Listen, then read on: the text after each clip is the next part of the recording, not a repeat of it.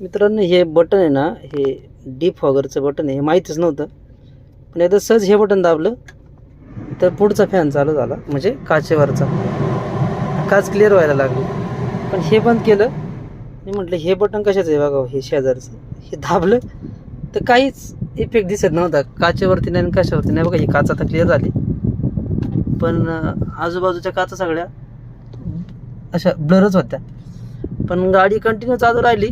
तसंच मागच्या आरशात लक्ष गेलं तर डिफॉगरचं काम करतं आहे, ते हे माहीत नव्हतं. आता बघा, हे डिफॉगरचं काम करते. बटन चालूच आहे, सॉरी इथं हां बटन चालूच आहे. तर डिफॉगरचं काम कसं करते बघा. आणि जास्त वेळ ना, 1 मिनटाच्या आतच पूर्ण काच क्लिअर होती झाली, म्हणजे बऱ्यापैकी होत आली. सगळी काच क्लिअर झाली का हे ए सी बंद आहे पूर्णपणे, कारण ए सीचं बटन ऑफच आहे. आणि आता बघा पाठीमागं, आता मागची गाडी क्लिअर दिसायला लागली. हे बघा, हे डिफॉगरचं काम करते.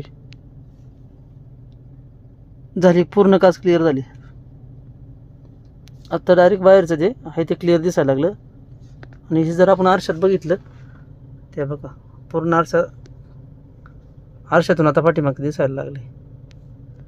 हे आहे डिफॉगरचा